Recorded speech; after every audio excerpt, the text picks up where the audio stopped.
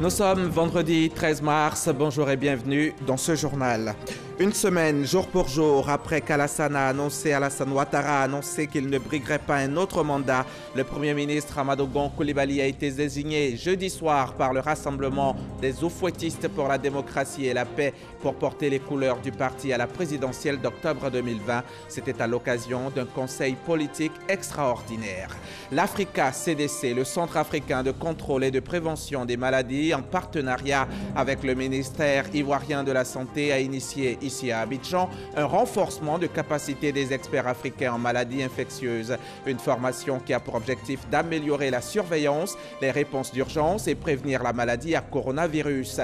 La cérémonie de clôture du Massa est prévue pour demain, samedi 14 mars. Cette 11e édition a réuni des centaines d'artistes venus d'une quarantaine de pays du monde. Mercredi dernier, ceux à l'honneur sont venus du Mali, de Haïti, du Congo, du pays, invités le Canada et bien sûr de Côte d'Ivoire. Nous irons au Massa dans ce journal.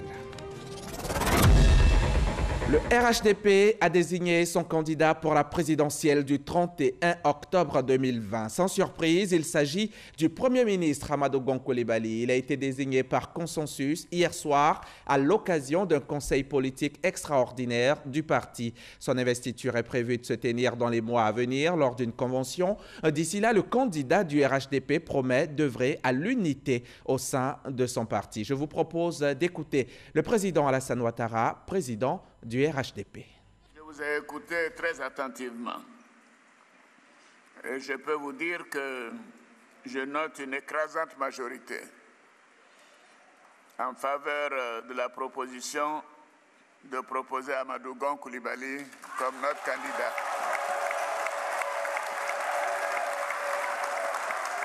Oui, je pense que c'était mieux de donner la parole aux militants, aux responsables et à toutes les hiérarchies du parti pour les écouter, plutôt que de faire des bulletins et d'aller les mettre dans une urne. S'il y avait eu d'autres candidatures, bien sûr, nous aurions fait cela. Mais à vous entendre, cette écrasante majorité est presque l'unanimité. Donc je suis votre proposition. Je suis votre proposition. Oui, je suis votre proposition. Je suis d'accord. Je suis d'accord avec votre proposition. Amadou Gon Coulibaly comme le candidat de notre parti. Le candidat du RHDP pour l'élection présidentielle du 31 octobre.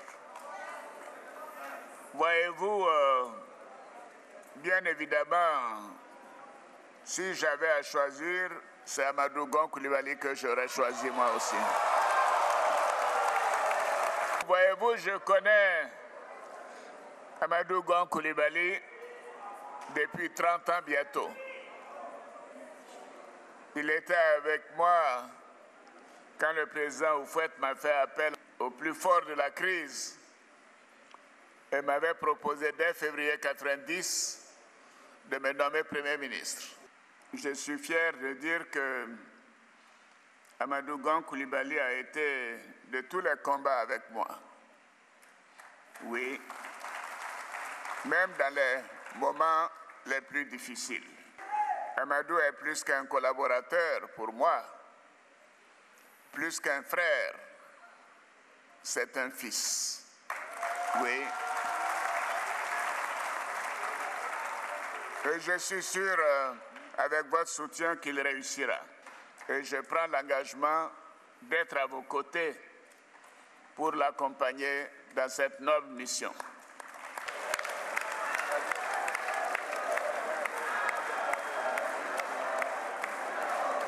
On reste à l'auditorium du Palais des Congrès du Sofitel Hôtel Ivoire, cette fois pour écouter le candidat désigné, le Premier ministre Amadou Gon Coulibaly. Vous avez dit que vous voulez transférer le pouvoir à une jeune génération, mais que vous serez à côté de cette jeune génération pour lui permettre, après avoir appris à vos côtés, de continuer donc à bénéficier de vos conseils avisés, de votre protection et de vos relations dans le monde. À partir de là, le message que j'ai pour le Conseil politique, le message que j'ai pour tous les cadres du RHDP, le message que j'ai pour l'équipe, c'est de dire, Monsieur le Président, ce que nous vous devons, c'est une victoire sans embâche le 31 octobre 2020. Oui, nous vous le devons, chers frères et sœurs, dans l'unité, dans l'union, dans la cohésion, serrons-nous les coudes. Oui, chacun d'entre nous a des qualités et des défauts. Puisse Dieu faire en sorte que nous décidions de mettre ensemble toutes nos qualités pour que notre pays, la Côte d'Ivoire, à côté du président de la République, puisse continuer donc d'avancer. Nous le lui devons, mais nous le devons également au peuple de Côte d'Ivoire, qui ne pourra pas accepter qu'après toutes les avancées de 2011 à aujourd'hui, sous le leadership du président Alassane Ouattara, qui décide de transmettre ce pouvoir à une jeune génération, le peuple de Côte d'Ivoire ne nous pardonnera jamais s'il y avait un recul dans notre pays, de notre fête, pour quelque raison que ce soit.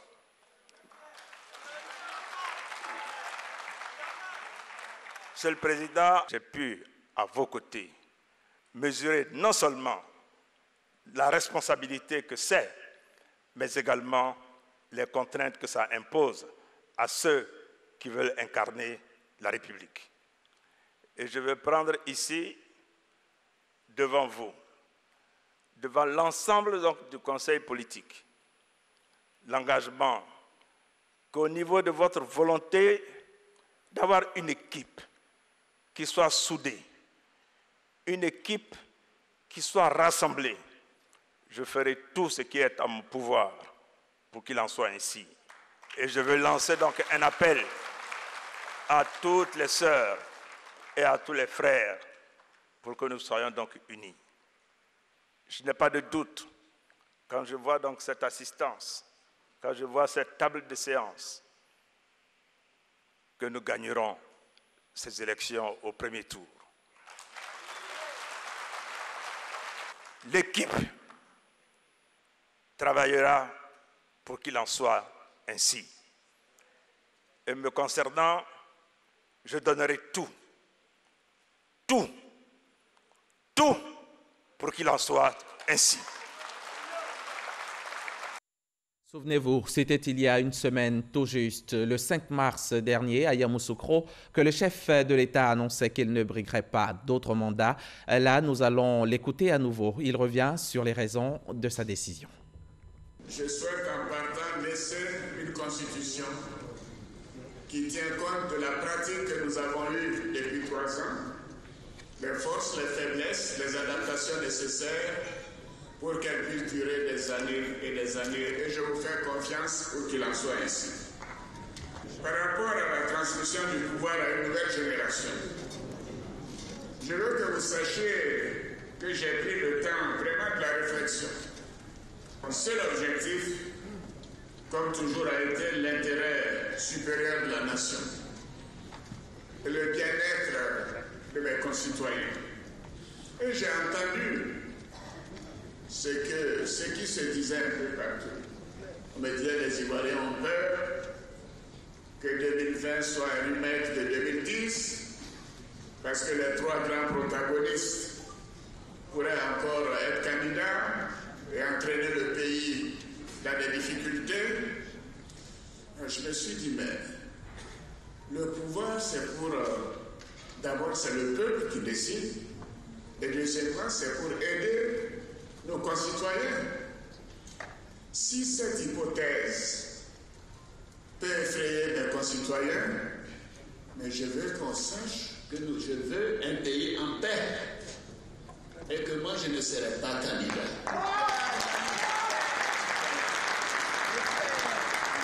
Et j'espère que j'aurai montré l'exemple aux autres. En tout cas, les Ivoiriens les regardent. Les Ivoiriens les regardent. Je considère que la nouvelle génération peut faire mieux que nous. J'avais la conviction. Le président Houphouët disait, chaque fois, vous verrez après moi, les Ivoiriens vont trouver quelqu'un qui fera mieux que moi. Quelle modestie. Et moi, je dis la même chose. Je suis sûr que vous porterez votre choix sur quelqu'un qui fera mieux que Alassane Ouattara.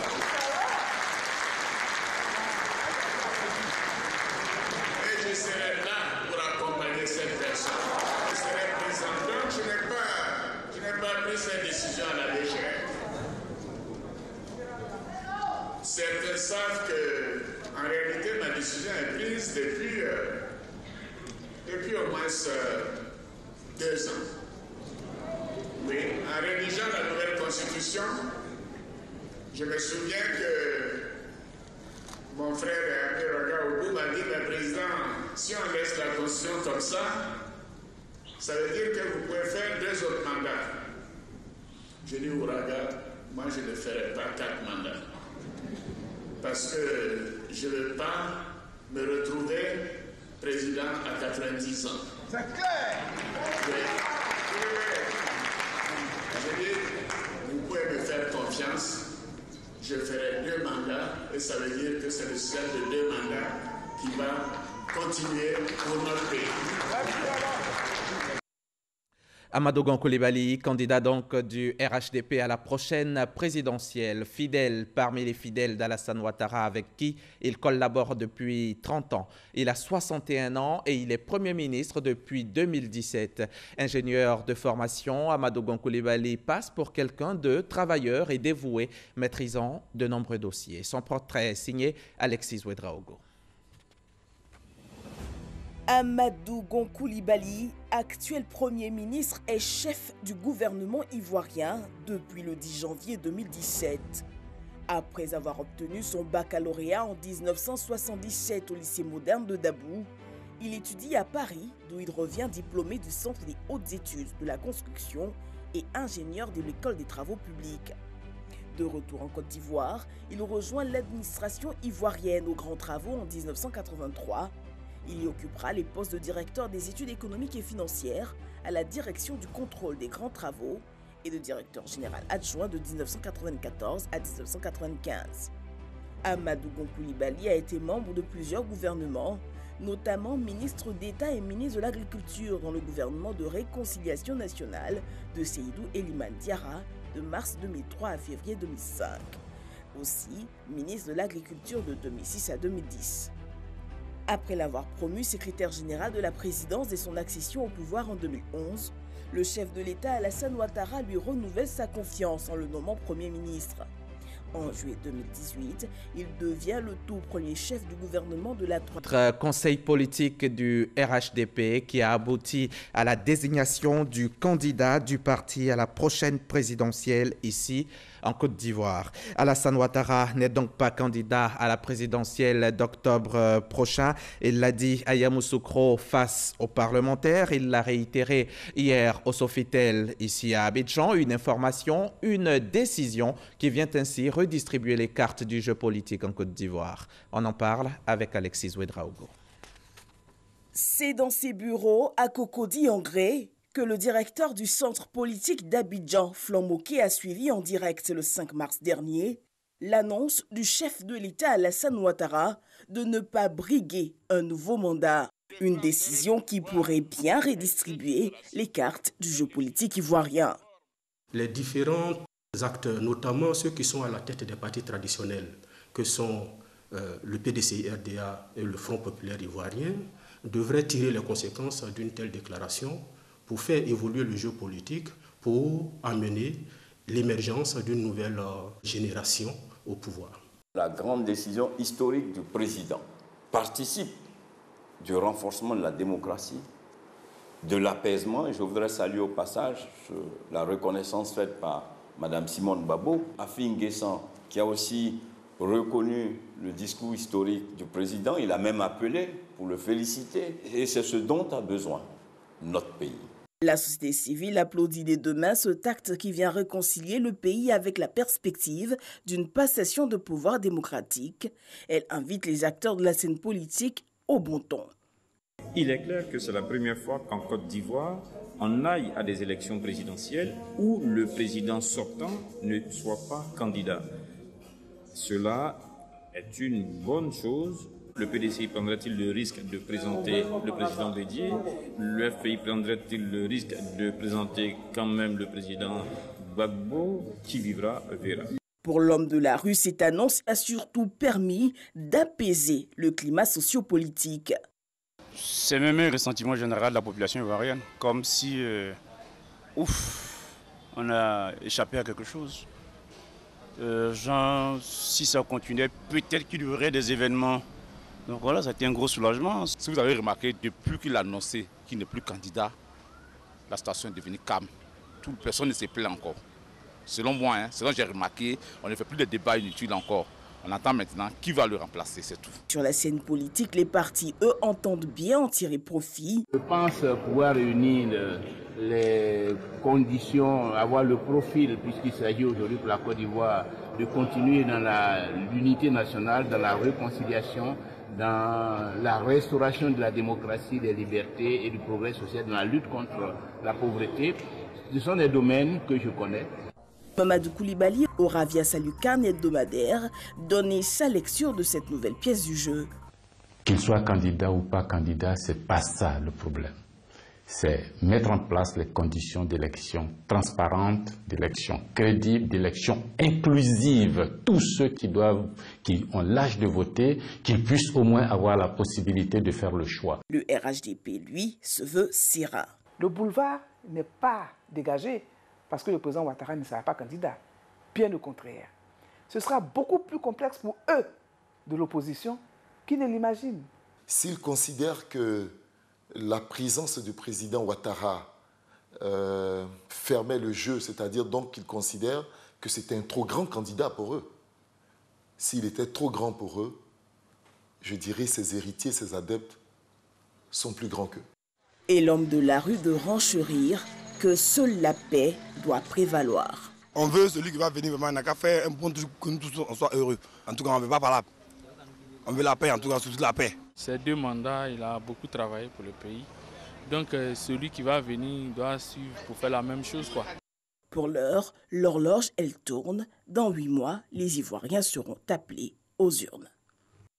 C'est un reportage de Ami Meïté, Alexis Ouedraogo, Kereadama et Vao Richard. Le monde toujours en pleine tempête du coronavirus. 134 000 cas confirmés sur la planète, 4 971 décès et 67 000 personnes guéries. Le seul cas testé positif en Côte d'Ivoire est toujours en observation, mais les autorités sanitaires se préparent au pire scénario. L'Africa CDC, le Centre africain de contrôle et de prévention des maladies, en partenariat avec le ministère ivoirien de la Santé, a initié ici à Abidjan un renforcement de capacité des experts africains en maladies infectieuses. Plus d'une dizaine d'experts africains en maladies infectieuses sont formés sur les modes de transmission, le contrôle et la prévention contre la maladie à coronavirus Covid-19. Une formation initiée par l'Union africaine à travers les centres africains de contrôle et de prévention des maladies Africa CDC en partenariat avec les États membres. Notre institution est celle-là même qui est à l'avant-garde de la protection et de la gestion de la maladie du Covid-19. Alors cela fait partie donc de notre mandat principal d'être les leaders pour pouvoir tacler et atteindre les différents objectifs que nous nous sommes fixés pour protéger les différents pays membres. La représentante spéciale de l'Union africaine à Abidjan et le ministère de la Santé et de l'Hygiène publique exhortent les experts à faire appliquer les moyens de prévention comme se laver régulièrement les mains, porter un masque jetable et utiliser un mouchoir à usage unique. Aujourd'hui, c'est une initiative de l'organisation continentale, l'Union africaine, qui a rassemblé en Côte d'Ivoire des experts originaires de plusieurs pays africains, pas spécialement ceux qui connaissent déjà des cas de Covid-19, mais tous les pays africains, afin que les mesures qui sont prises ailleurs soient aussi mises en application dans notre continent. Cette formation a pour objet essentiel de partager les expériences, de partager les connaissances en matière de prévention et de contrôle de l'infection, et également de l'hygiène au niveau des frontières. De sorte que le Covid-19, qui est actuellement une pandémie, puisse être pris en charge très rapidement et éviter que l'infection se propage dans nos différents pays. La Côte d'Ivoire est le 8e pays africain touché par l'épidémie à coronavirus Covid-19. La France, elle, est frappée de plein fouet par l'épidémie de coronavirus. Le président Emmanuel Macron s'est exprimé hier soir à la télévision pour tenter de rassurer les Français et annoncer de nouvelles mesures pour freiner l'épidémie sur le territoire. La plus importante d'entre ces mesures est l'annonce de la fermeture des crèches, des établissements scolaires et des universités à partir de lundi, et ce jusqu'à nouvel ordre. Le président français a également demandé à toutes les personnes de plus de 70 ans, ceux qui souffrent de maladies chroniques ou de handicap, de rester chez elles. Concernant les élections municipales, elles auront bien lieu ce dimanche. L'actualité ici en Côte d'Ivoire, c'est aussi cette session d'information organisée par le ministère de la Santé et de l'Hygiène publique avec l'ensemble des acteurs de la santé. Il s'agissait de mettre en évidence les améliorations apportées à la surveillance, au suivi et à l'évaluation du paludisme. Cibler donc les stratégies de lutte contre la maladie pour en réduire la transmission. Compte rendu, Maïssa Nogo, Franck Quadio et Michel Kwame. Réduire l'incidence du paludisme à au moins 40% de 2016 à 2020, c'est l'objectif que s'est fixé le Programme national de lutte contre le paludisme. Il vise à renforcer le système d'information sanitaire dans le cadre de la lutte contre le paludisme. Une évaluation de ces sites a permis d'identifier les défis restants liés à la vérification des données au niveau des établissements sanitaires. Aujourd'hui, on a plus de 2500 centres de santé. Le nombre de cas de décès en Côte d'Ivoire a baissé de façon exponentielle. Donc, on dirait que la prise en charge est bonne. Donc aujourd'hui, les enfants qui sont situés à plus de 5 km d'un centre de santé, on a formé des agents de santé communautaires qui arrivent à les dépister et qui fait qu'aujourd'hui, on a moins de paludisme grave et qui va entraîner des cas de décès. La vision du ministère de la Santé en matière d'information sur la santé est de renforcer la disponibilité des données dans l'amélioration de la qualité des soins en Côte d'Ivoire. Aujourd'hui, les données sont disponibles. Nous espérons que le SAD va continuer à nous appuyer sur la qualité des données. Tous les partenaires qui nous accompagnent vont faire en sorte que nos données que nous avons puissent être de qualité pour qu'on puisse prendre les bonnes décisions. Ce projet d'évaluation est un financement de l'USAID dans le cadre de la coopération sanitaire entre les États-Unis et la Côte d'Ivoire. Les meilleurs sont encore une fois récompensés. Cette semaine, au ministère de l'Équipement et de l'Entretien routier, Amédée Kofi Kwaku a remis les trophées de ses collaborateurs classés 2e et 3e dans le cadre du prix national d'excellence. C'était en présence de notre reporter Francis Boifo. Ce sont les lauréats du prix d'excellence au ministère de l'Équipement et de l'Entretien routier. Le 2e et 3e ont respectivement reçu le prix des mains du ministre de tutelle, Amédée Kofi Kwaku. Nous sommes ici pour affirmer notre volonté à travailler à côté du ministre et à honorer tous nos engagements sur le terrain. Je décerne évidemment ce prix à tous mes collaborateurs qui sont à la fois à Abidjan et à travers le pays et qui s'évertuent chaque jour à faire la meilleure qualité possible, tout en respectant évidemment toute la sécurité nécessaire. Des prix d'excellence à des opérateurs économiques exerçant dans le secteur des routes, une invite au travail bien fait. Tous les acteurs sont concernés. Le chef de l'État veille à la qualité des travaux. Donc, pour tous les chantiers qui leur sont confiés, il doit faire tous les efforts pour que les travaux soient réalisés non seulement dans les délais, mais aussi que le travail soit réalisé selon les règles de l'art, c'est-à-dire la qualité doit y être. Le lauréat classé premier a déjà été récompensé par le chef de l'État en août dernier. Le 57e Salon international de l'agriculture a refermé ses portes le 29 février dernier. Un rendez-vous mondial de l'agriculture auquel a pris part l'ANADER, l'Agence nationale d'appui au développement rural. L'agence a mis à profit ce déplacement de Paris pour nouer des contacts avec des structures de référence, notamment le CIRAD, le Centre de recherche de l'agronomie et pour le développement. Mamadou Kouassi était à Paris pour RTI. Le CIRAD, Centre de recherche agronomique pour le développement, se veut un partenaire clé pour le développement de l'agriculture en Côte d'Ivoire. Cette institution française, à travers sa représentation ouest-africaine basée à Abidjan, va partager son expertise avec l'ANADER, Agence nationale d'appui au développement rural.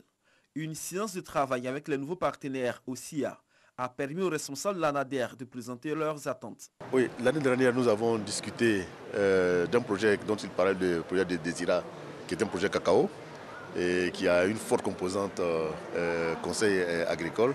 Et le CIRAD va mettre en œuvre ce programme-là sur la Côte d'Ivoire et il nous appartiendra, nous, en tant qu'ANADER, de pouvoir diffuser les technologies qui seront mises au point au profit de nos exploitants agricoles cacao.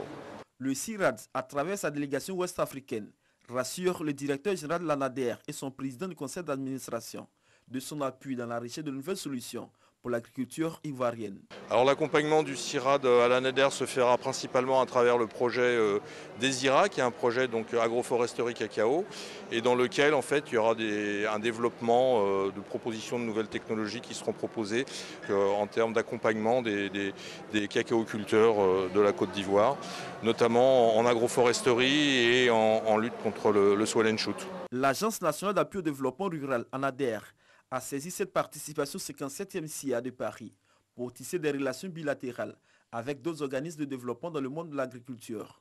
Des échanges soldés par des visites de terrain pour s'imprégner des réalités de l'agriculture française. Et le Massa bat son plein, le Massa 2020 bat son plein à Abidjan. Cette 11e édition prendra fin demain samedi 14 mars. Les artistes sont venus de partout, des 4 coins de la planète. Et mercredi dernier, ceux à l'honneur sont venus du Mali, de Haïti, du Congo, du pays invité d'honneur, le Canada et bien sûr de Côte d'Ivoire. Le reportage de Serge Pacom Didi dans un récit de Franck Quadio. Une Afrique qui chante, un monde qui s'égaie. La rencontre se fait naturellement. Le Mali, le Congo, Haïti, le Canada, différentes formes d'expression musicale sur les scènes du Palais de la Culture.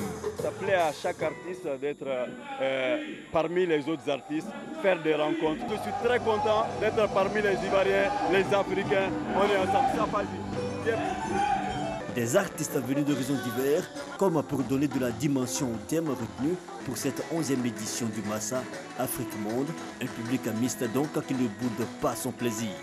C'est la première fois que je suis ici et ça me plaît beaucoup. Les Ivoiriens sont très ouverts et très accueillants et très gentils. La Côte d'Ivoire, vous êtes trop accueillants, c'est trop génial ici.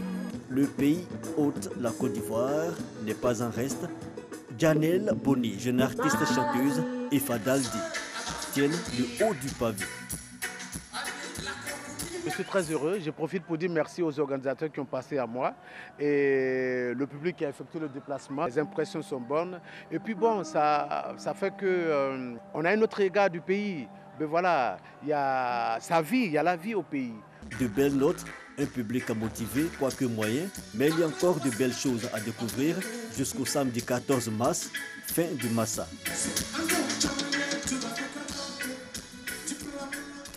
C'est ici que l'on s'arrête pour aujourd'hui. Merci de nous avoir suivis. Je vous retrouve demain à 13h, toujours sur la chaîne qui rassemble.